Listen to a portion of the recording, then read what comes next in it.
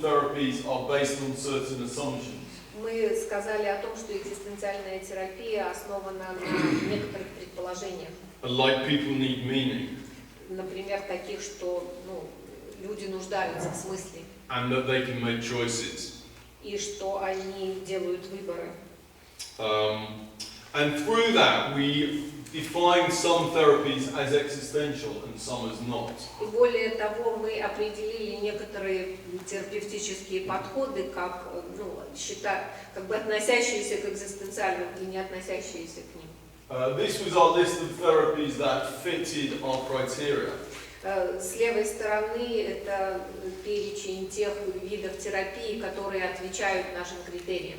So like logotherapy and Daseins analysis. Например, такие как логотерапия или дизайн-анализ. But we excluded therapies like focusing and gestalt therapy. Но мы исключили такие терапевтические подходы, как фокусирование и гештальт-терапия. Because they weren't primarily or wholly based on existential assumptions.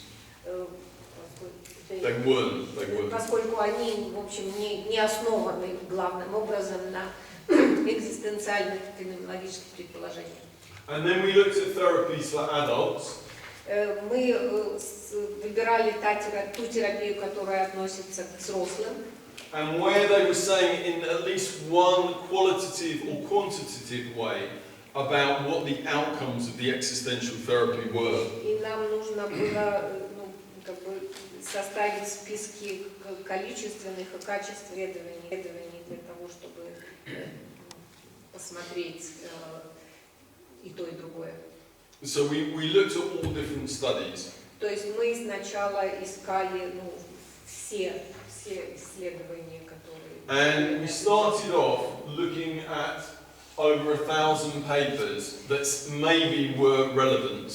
И мы начали с того, что, выбрали все статьи и материалы, которые могли иметь отношение к теме нашего исследования. And we ended up with 20 papers that had that randomized controlled trial design. И в результате мы на какой-то стадии исследования определили примерно 20 статей, которые отвечали требованиям вот этого рандомизированного контроля. And 27 other papers that had outcomes but weren't randomized controlled И trials. еще 27 работ, которые тоже говорили о каких-то результатах, но не были по этому методу рандомизированного контроля. Most of the studies were from North America. Большинство исследований проводилось в Северной Америке. If we just look at the randomized controlled trials. Если мы смотрим на вот эти исследования, рандомизированные. And most of them were either a meaning-oriented therapy.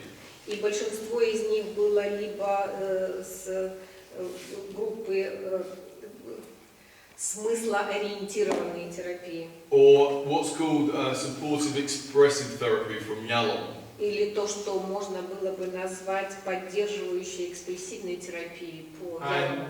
Many of them were in a group format. И некоторые другие, и большинство из них было в групповом формате. And most of them were for clients who had illnesses. И большинство из них было с групп клиентов, у которых были какие-то заболевания. So the kind of existential therapy that I might do or Simon might do in the British school or perhaps here. И то есть тот вид терапии, который, может быть, я делаю, или вот Саймон, например, или вот те, кто работает здесь. There was very little research on. There was no research. Этот вид терапии не исследовался. It was mainly American medically focused meaning therapies. То есть те исследования, которые мы таким образом выбрали, это главным образом были американские и такие сфокусированные на смысле и на конкретных болезнях. But what we did find is that some of the therapies were effective. И мы обнаружили в результате, что некоторые из видов терапии были эффективными. And particularly the meaning-oriented therapies seem to be the И в most частности, effective. вот смыслоориентированная терапия. So when people had meaning-oriented therapy, it did increase their sense of meaning in life.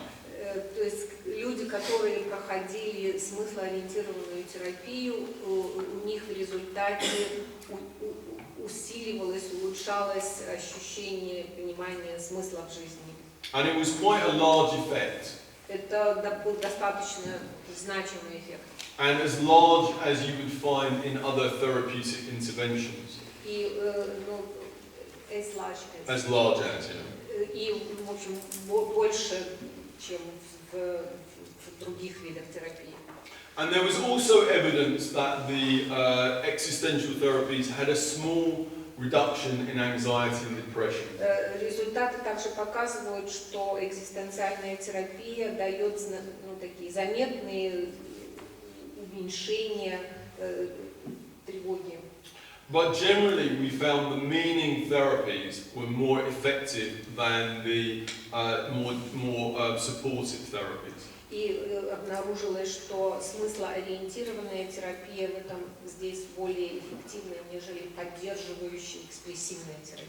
So the more structured, focused, meaning-centered therapies did better than the more unstructured, relational, open-ended therapies. То есть оказывается, что более структурированная, смыслоориентированная терапия более эффективна, чем менее структурированная терапия, связанная с отношениями, поддержкой, выражением.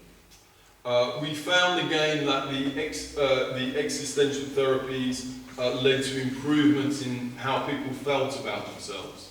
Мы также обнаружили, что экзистенциальная терапия помогает людям улучшить отношение к самим себе. But again, it was more for the meaning-oriented therapies than the supportive, expressive И therapies. опять-таки этот результат был лучше для смыслоориентированной терапии, нежели для поддерживающей экспрессивной терапии. So when we look at the research at the most rigorous level about existential therapies, Можно посмотреть на результаты исследований, ну, в эффективности экзистенциальной терапии наиболее таком строгом уровне. we find that only a small number of very rigorous studies have been conducted. То есть мы на самом деле нашли очень малое количество исследований, которые были проведены, ну, самым, что называется, строгим образом. But there are some. Но некоторые все-таки есть. And they nearly all focus on structured group interventions for people with cancer or people with HIV and AIDS. И они проводились главным образом в структурированных группах людей, которые были больны, например, онкологическими заболеваниями или ВИЧ-инфицированными. And we find that the meaning-oriented therapies, like logotherapy, mainly like Frankl logotherapy, do quite well. И мы обнаружили, что вот эта смыслоориентированная терапия, ну, так же как логотерапия по Франклу, работает, ну, достаточно хорошо. Particularly in increasing a sense of meaning. Особенно в том, чтобы ощущение смысла жизни усилить. But the evidence for other therapies is more limited. Но доказательства, которые для других видов терапии, они, ну, более ограничены.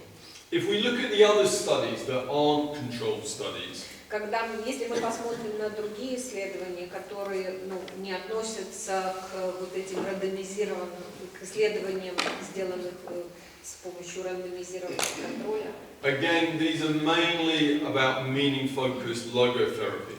И опять-таки они главным образом относятся к смыслофокусированной терапии. And again, they show good improvements in clients' feelings of meaning. И опять-таки они показывают хорошие улучшения в том, как клиенты себя чувствуют и как они определяют свой смысл. There's very few studies about a more British school existential phenomenological approach. И совсем немного исследований, которые вот касаются экзистенциальной терапии, такого подхода, как британская школа. But in the UK now, there are some people trying to do research. Но на самом деле и в Великобритании сейчас очень многие люди пытаются провести такого рода исследования. So, for instance, a colleague of ours, Mark Reeta, has developed a program called existential experimentation. Вот в частности, наш коллега Райна, он развил такой подход экзистенциального эксперимента. And this is a 6-session, quite structured, but phenomenologically based therapy. He evaluated, yes? Yeah. Его оценка проводилась по следующим критериям. Было 6 структурированных сессий по программе экзистенциальной терапии. And they looked at its effectiveness with 42 clients who had this therapy. И эффективность исследовалась в отношении 42 клиентов, которые прошли такую терапию. And they compared their outcomes against CBT and other national therapies in the UK. И уровни улучшения были похожими на те, которые были получены в когнитивно-бихевиоральной терапии или в другой терапии, которая проводится в свете. And they found that the existential therapy was about as effective as CBT. Они обнаружили, что практически экзистенциальная терапия практически так же эффективна, как и когнитивно-бихевиоральная. So the depression, about half the people, the depression went away.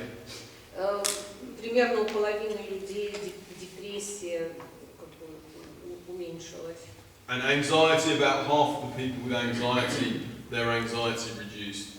И уменьшилась тревога более чем 50%. So it shows what you would expect, that an existential therapy does as well as other therapies. То есть на самом деле эти исследования показали то, что и ожидалось, то, что экзистенциальная терапия точно так же эффективна, как и другая терапия. And that's using outcomes that are not very specific to existential therapy. Если использовать результаты, которые не такие специфические, как экзистенциальная терапия, относящиеся. And when you look at research, when you use measures that are maybe more specific to existential therapy, и если вы посмотрите какие-то измерения, которые более специфические, чем экзистенциальные, like a greater sense of meaning, которые специфические как раз для экзистенциальной терапии, например, больше ощущения смысла. it may be that the existential therapies would do even better. И, может быть, что касается вот такого показателя, то, может быть, экзистенциальные терапевты здесь даже лучше работают. So just for the last part of the talk, I would like to talk about some other research that has been done on existential therapies. Заканчивая, собственно, нашу беседу, я хотела бы сказать о некоторых дальнейших исследованиях, которые хорошо бы делать. One very interesting study by a PhD student of mine, Edgar Correa, was a survey of existential therapists around the world. И одно очень интересное исследование, которое было выполнено с клиентами экзистенциальных терапий, с экзистенциальными терапевтами и клиентами по всему миру. And he had over 1,000 existential respondents to his questionnaire. То есть была разослан вопросник, и вот более 1000 респондентов ответили на эти вопросы. Did anybody here respond to this? Yes. You did, yeah? Yes. I did. Okay. And people came from 50 countries. Вопрос был, он спрашивал, может быть, извините, увлеклась. Он говорит, может быть, и кто-то здесь присутствующих отвечал на этот вопросник, который рассылался, потому что у нас в ассоциации его тоже рассылал, и сказал, что я отвечал. His aim was to understand more about what existential therapy is actually like. Ну, есть ли какое-то понимание того, на что в действительности больше похожа экзистенциальная терапия? What do existential therapists really do with their clients? Что действительно экзистенциальная терапия делает со своими клиентами? So one of the first questions he looked at is who most influences practice, which authors have most influenced practice. И один из вопросов, который был в этом вопроснике, это какие авторы больше всего повлияли на вашу практику. And so who would you think is the most influential author in the existential field? И кто, как вы думаете, является наиболее влиятельным автором в этом в поле экзистенциальной терапии? Not including the philosophers. Ну, не включая философов. What would you think? Как вы думаете? It's not me. Это не я. It's not Simon. И не Саймон. Who would you think is the most influential? Как вы думаете, кто более Спинелли? Spinelli? Yalom? Who? Frankl? Rollo, okay. Somebody's got it right. So this is from the bottom up. The least. Это вот на 10-й позиции в этом проведенном исследовании оказалась Элизабет Лукас, на 9-м Меда Босс, Adi Lang, на 8-м Рональд Клейнг, James Bugenthal, Бюдженталь, Ролла Мэй, Alfred Langwood, yeah, Emmy van Derzen, Эми Ван Дорсен, and then the top three were Ernesto. Эрнесто Спинелли. So who is left? Yalom, Кого не хватает? Яла. and the most influential is Frankl. So it was interesting, and we found that when we also looked at the most influential books, И, в общем-то, что мы обнаружили, если мы посмотрим на эти оказывающие наибольшее влияние книги? it was very much Frankl and Yalom were the two most influential by a long way. Есть Frankl and Yalom were the most influential. То есть Виктор Франкл и Ирвин Ялом оказываются наиболее влиятельными. And then there was a big gap. А потом такой большой разрыв. And then Emmy and Ernesto. А потом Эми и Эрнесто примерно на близком уровне. And then the others. А потом уже все остальные. But perhaps more importantly, Edgar also looked at asked existential therapists what was their practice, what was most characteristic of their practice. Ну, если вы посмотрите на экзистенциальную практику, что более всего ее характеризует. This is very hard to read. It's very Это small. очень тяжело читать. But if we just look here at the main categories, Но вот здесь слева в левых этих клеточках главные категории.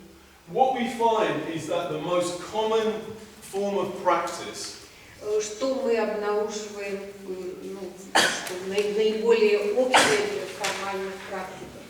came under the category of phenomenological practices. То есть мы исходим из категории феноменологической практики. Things like using the phenomenological method. Это такие вещи, как использование феноменологического метода, Taking an understanding stance. понимание, занятие понимающей позиции. And also very common was relational practices. И очень много касается, много общего с практики, основанные на отношениях. Like listening and empathy. Как слушание и эмпатия. Practices informed by existential assumptions were also quite common. И практики, которые основаны на экзистенциальных предположениях, которые тоже достаточно общие. But when people talked about things like looking at freedom, Когда люди говорят о таких вещах, как поиск свободы, it was only a very small percentage. и таких очень малый процент. Talking about death was a very, very small percentage. Вернее, многие говорят о поиске свободы, и мало тех, которые, очень малый процент тех, кто говорит о смерти. When existential therapists describe their practice, Когда экзистенциальные терапевты описывают свою практику, it's very much in phenomenological relational terms. То очень во многом они описывают ее в терминах феноменологических и в терминах отношений. And it raises some interesting questions about how distinctive existential therapy is. И тогда поднимает, при этом возникает вопрос, что же в экзистенциальной терапии такого отличающего ее. Is it in reality very similar to maybe person-centered therapy? Может быть, в реальности она может быть очень даже похожа на личностно-центрированную терапию. There was another study along similar lines of existential therapists in Portugal. И есть еще одно интересное исследование экзистенциальной терапии, проведенное в Португалии. And they listened to recordings of existential therapy. И они слушали записи экзистенциальной терапии. And coded what the therapists were doing. Как бы пытаясь раскодировать, расшифровать, что именно делают экзистенциальные терапевты. And the most characteristic practices. И большинство характеристик этой практики. The first one was empathy. Первая из них это была эмпатия. The second one was empathy. Вторая была эмпатия. The third one was focusing on the client's relationships. И третье это было фокусирование на отношениях клиента. And then clarification, rephrasing. И потом прояснение и перефразирование. And then about the client talking about wanting to be close with people. И чувства, о которых говорят клиенты, что они хотят быть ближе к другим людям. And then other things that were about non-judgmental, facilitation, a focus on the client itself. И другие какие-то вещи, которые касаются не отсутствия суждений и фокусирования на самом клиенте. But again, what we see in this evidence is that most of the work of existential therapists seems to be relational, phenomenological. И если мы будем говорить о доказательствах, то очень многое, что касается экзистенциальной терапии, будет иметь отношение к феноменологии или к отношениям. It seems quite similar to the way Spinelli describes existential therapy. Это очень похоже на то, как Спинелли описывает экзистенциальную терапию. It doesn't have a strong philosophical element. Она не имеет таких сильных философских элементов. And the big existential themes of responsibility, death, limitations don't seem very apparent. И такие всякие очень мощные экзистенциальные вещи, касающиеся ответственности или смерти, они как-то так в стороне остаются.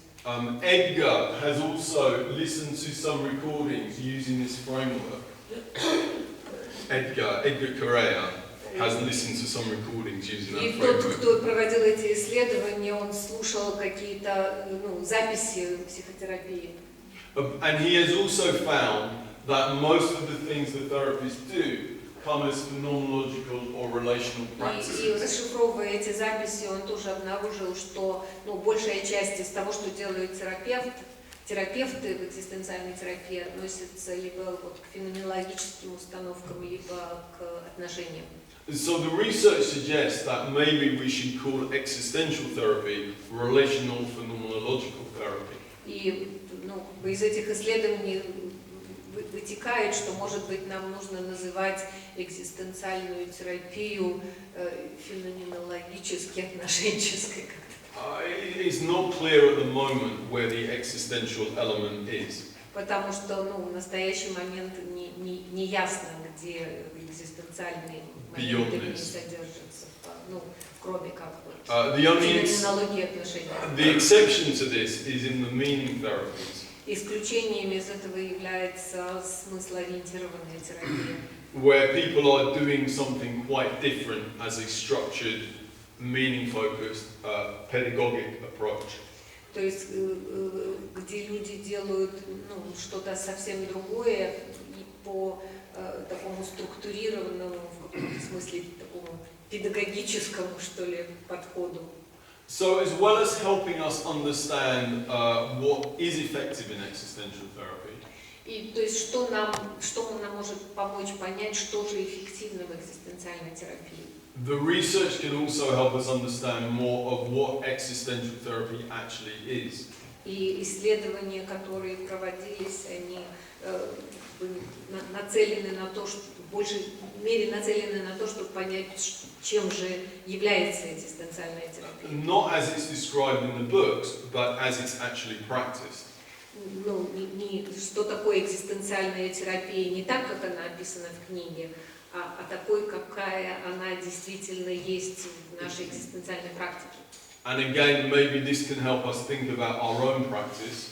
И опять-таки, может быть, это нам поможет задуматься о своей собственной практике. And to challenge us to think about what we do. И как-то бросить самим себе вызов по поводу того, что же мы на самом деле делаем. And how we communicate that to clients. И как мы находимся в коммуникации с клиентом. So the last piece of research I wanted to show you is a survey that I did myself.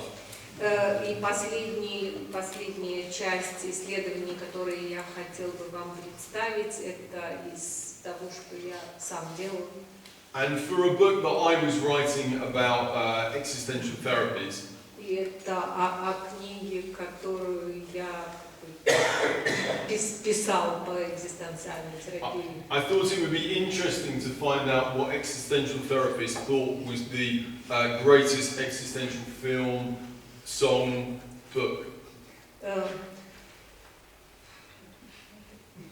Это книга о том, что экзистенциальные терапевты считают, что является самыми экзистенциальными фильмами, песнями или другими произведениями. Слышно? Okay. Yes. Okay. So what do you think was voted as the greatest existential film? Что вы film? думаете, что в этом опросе, да, что было большинством голосов выбрано как самый экзистенциальный фильм? What choices do you have? Okay, I'll give you three choices. Okay. Was it Melancholia? Фильм «Меланхолия». Was it Harold and Maude? Do you know Harold and Maude? No, okay. Harold and Maude. Was it Fight Club? Fight Club? Or was it The Matrix? Матрица.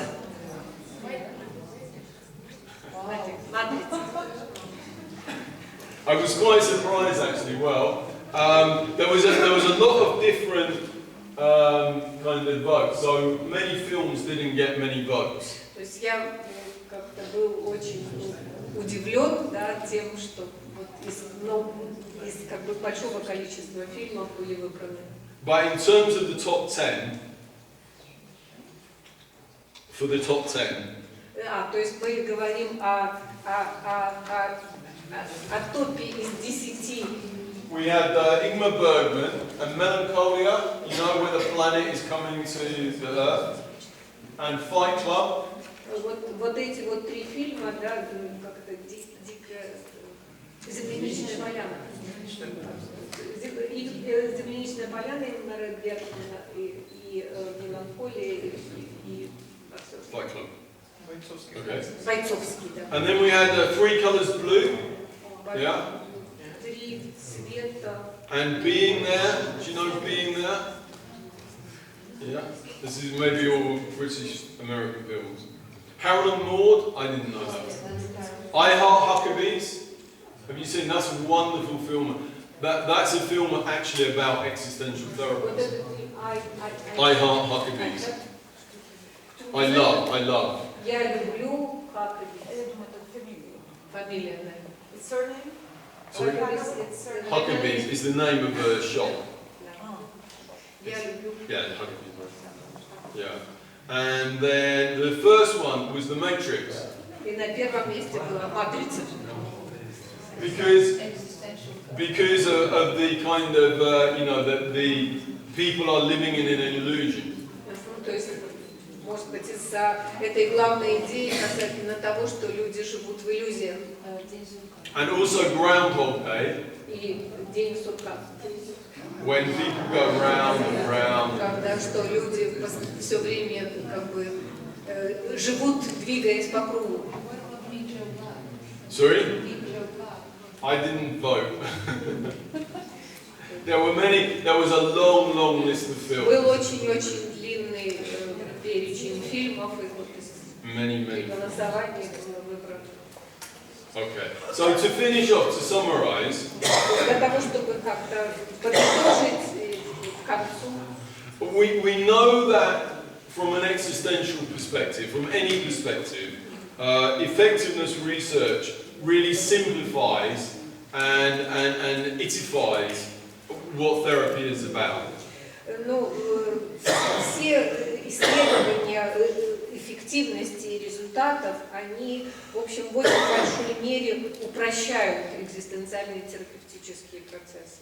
And it introduces many assumptions into against the fundamentals of an existential worldview. И они, все эти исследования, они вводят, дают много, как бы они внедряют очень много предположений, которые не относятся, не принадлежат экзистенциальному мировоззрению. So it is very problematic.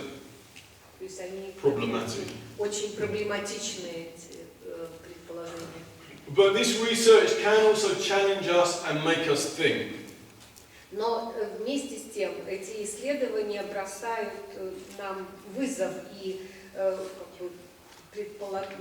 призывают нас как-то переоценить. It can help us be more honest and open to others about what we do. Переоценить наши какие-то предположения и помочь нам быть более открытыми по отношению к тому, что мы на самом деле делаем. And increasingly we may just have to engage with it if we want existential therapy to survive.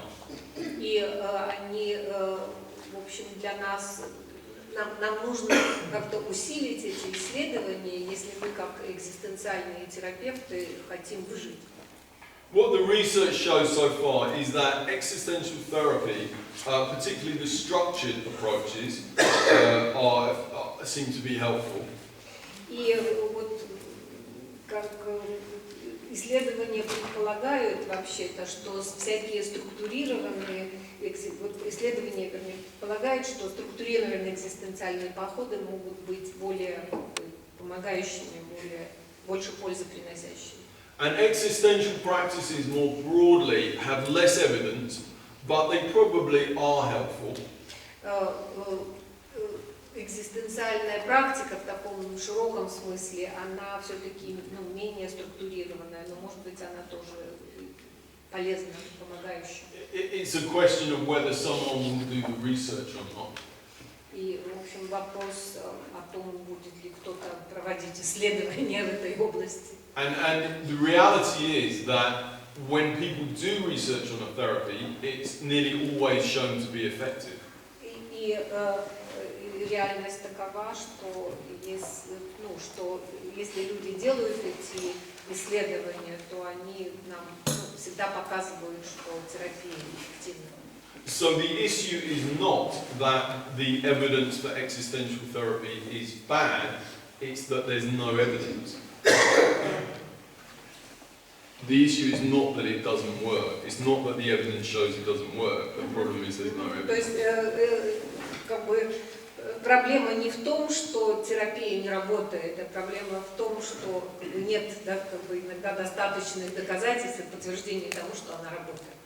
И как она работает. Показать, что она работает. And finally, what we see in the research maybe challenges or encourages us to think differently about what existential therapy really is. И, в общем, еще то, что нам, еще какой вызов бросает нам необходимость проведения исследований, это то, что мы можем действительно увидеть, ну, чем на самом деле является наша экзистенциальная терапия. Okay, thank you. У нас 5 минут на вопрос.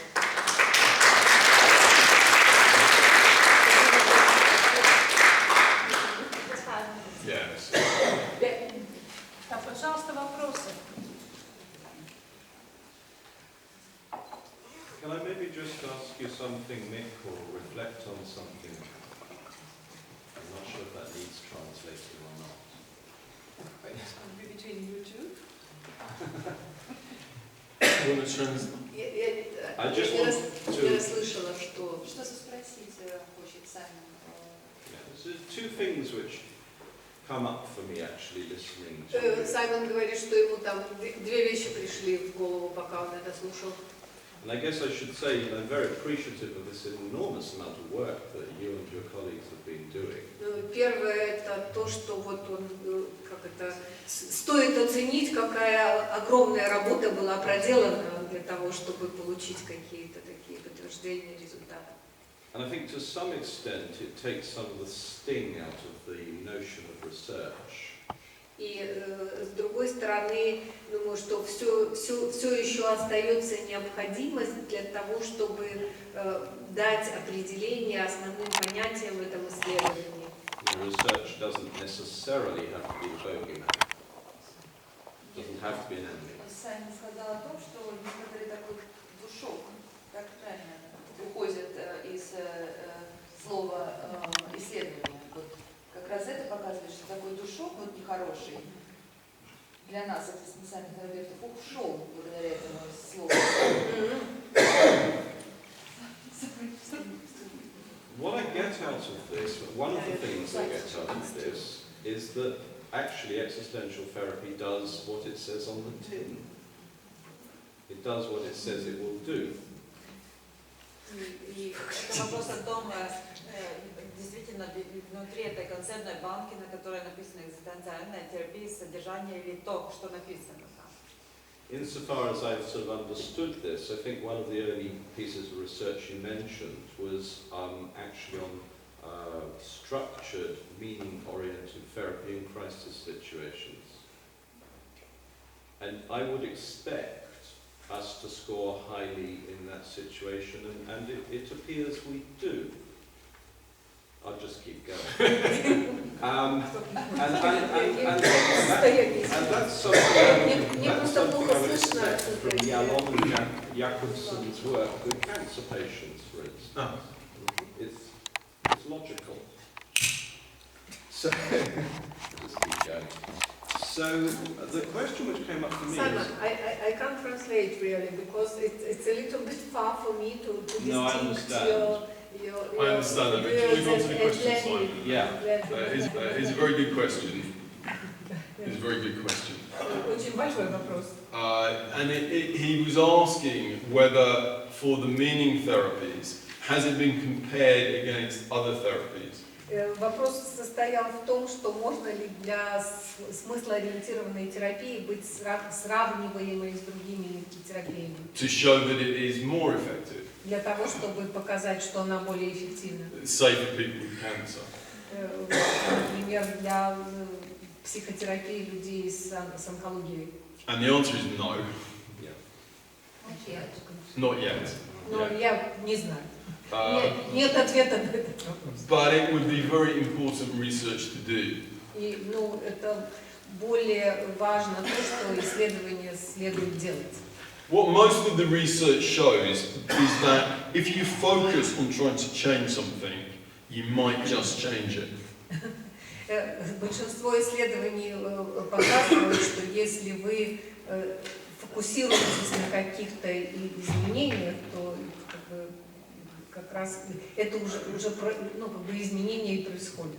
So if you have a meaning-focused therapy, it is more likely to improve a sense of meaning than a broader cognitive therapy. То есть, если вы, например, сконцентрируетесь на смыслоориентированной терапии, то очень, исследование ее эффективности, то само это исследование ее эффективности улучшит саму эту терапию, сам этот подход в сравнении, может быть, с какими-то другими. But we would need more research. Надо делать больше исследований.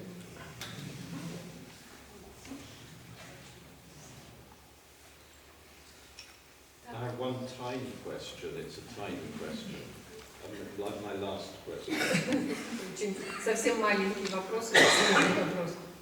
A lot of the time you've been saying, what is existential phenomenological therapy? What actually is it? Очень долгое время Ник говорил об экзистенциальной феноменологической терапии, что это на самом деле такое.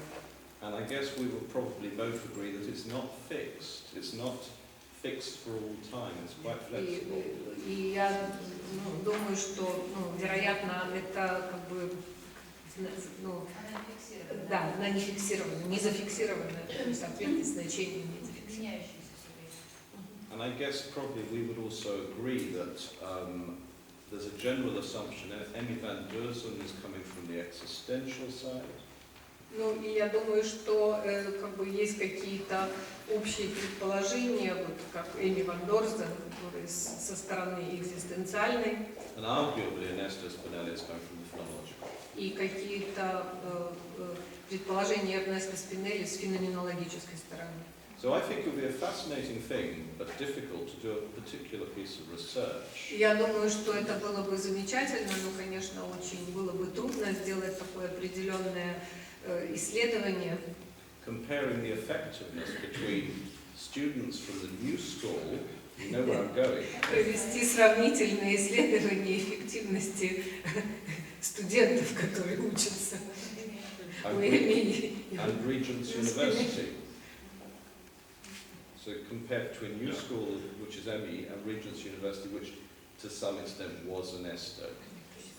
Новая школа психотерапии, которую ведет Эми, и Regent колледж, который во многом... This is how you do it. It's not too difficult, but не так трудно.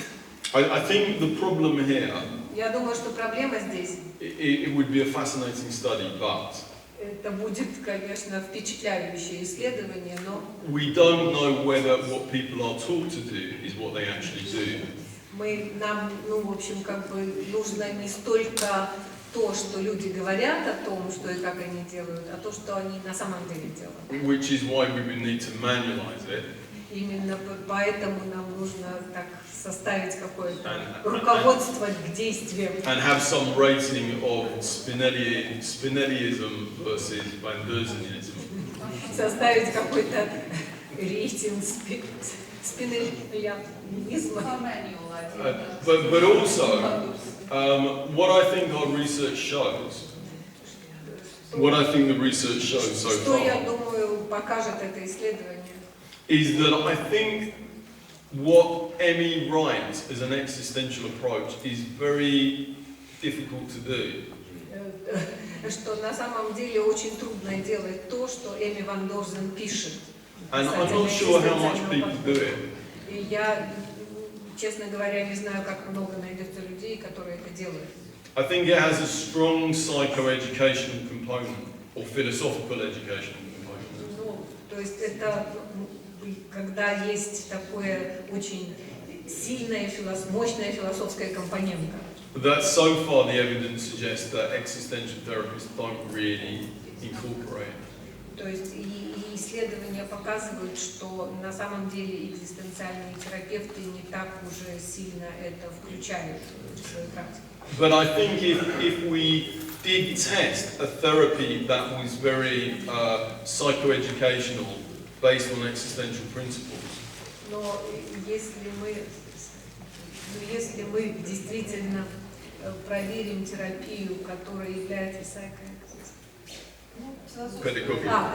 философски обучающая на экзистенциальных принципах, I think it would actually be very effective. Она в действительности будет очень эффективной. Because often the psychoeducational therapies do well. Потому что, действительно такая терапия часто хорошо работает. Okay.